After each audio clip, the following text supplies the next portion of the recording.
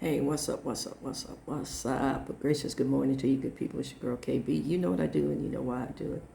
It's hump day. Yes, it's a beautiful Wednesday. It is 4:04 in the a.m. and it's May 7th. Um, Check this out. I initially told myself I'm not going to post today. I'm just going to come in, sit down, do what I need to do. And I started reading the news. And then in my head, I started having thoughts of just just nasty thoughts, man. It's like good.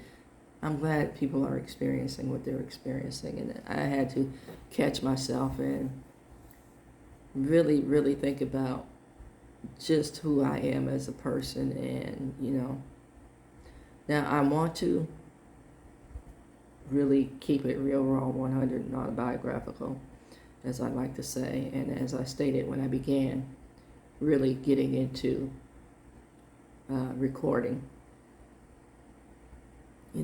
I'm reading these stories, and of course, they're political stories, and the irony of certain events that's not missed by me at all. And I want people to fully understand that there are consequences, natural, natural consequences in place for some of the choices that we make in life. And a lot of us think, we're absolved of these consequences. A lot of us think we can move through life with impunity. And it's funny that, when we move like that, when we think like that, we tend to find a foot firmly planted in our behinds. I like to say this, and most of you who know me on a personal level have heard me say this. If I was your mentor at any point in time, we have this cartoon visual of an ostrich, whenever some unpleasant experience happens, that ostrich slams his head in the ground, like, I can't see you and you don't see me.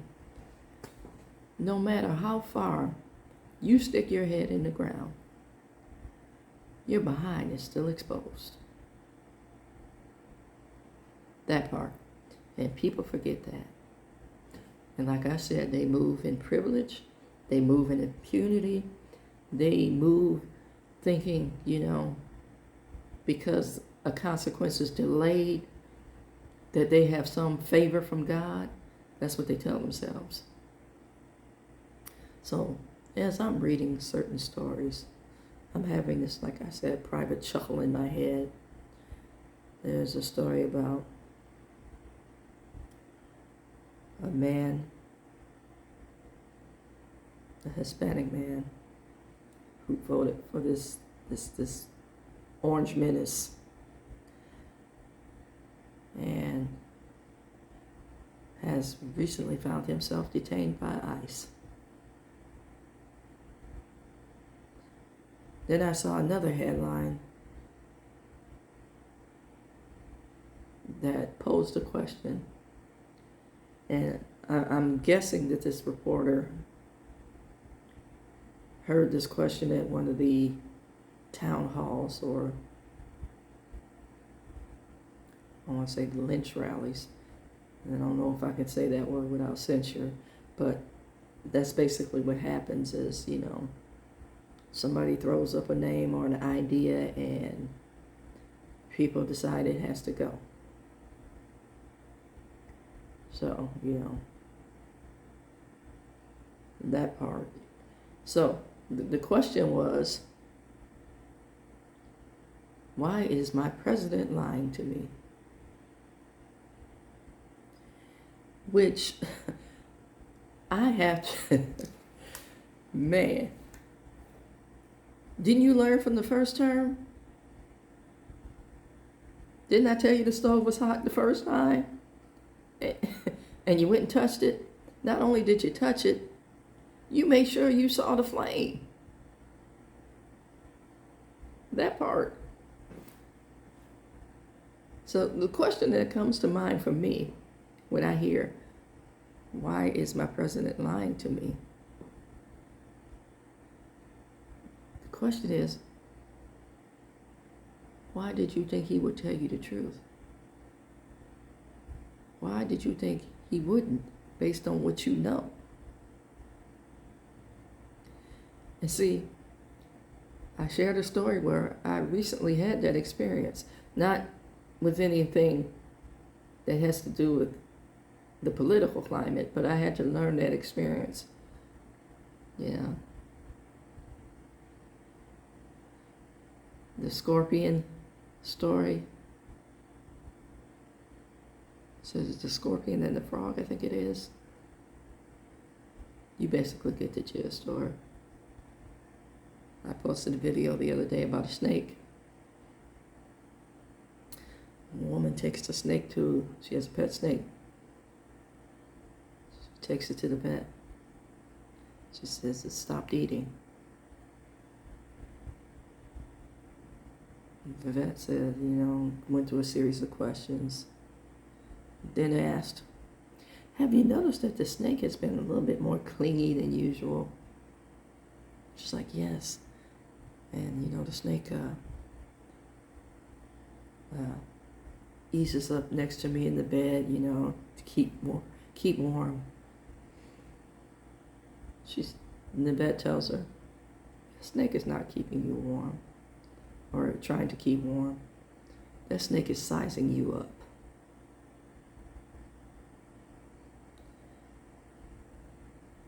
I learned that through an experience relatively recently. It's not that I didn't know it.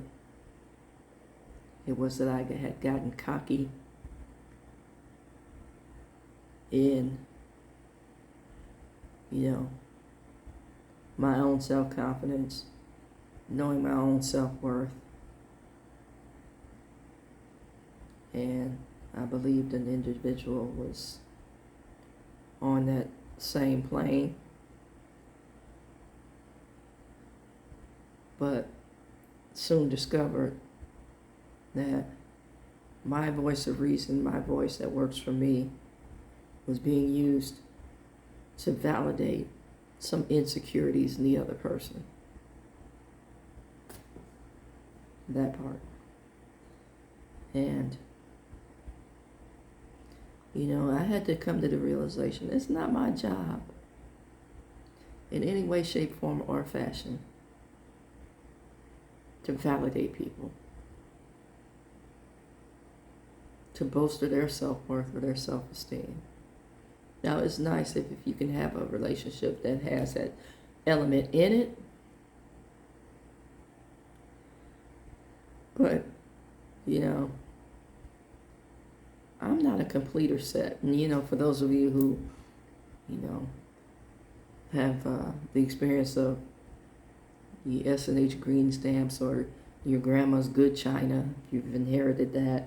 The completer set was like the butter dish and, all the little, the gravy boat, all the little extras that match, your dinner plates, your salad plates, your saucers, I'm not a completer set for anybody. I'm fully self-contained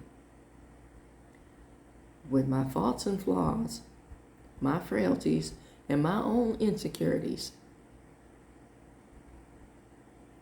I am self-contained. I am self-aware. And again, don't look for me to validate you. See, the key word in self-esteem and self-worth,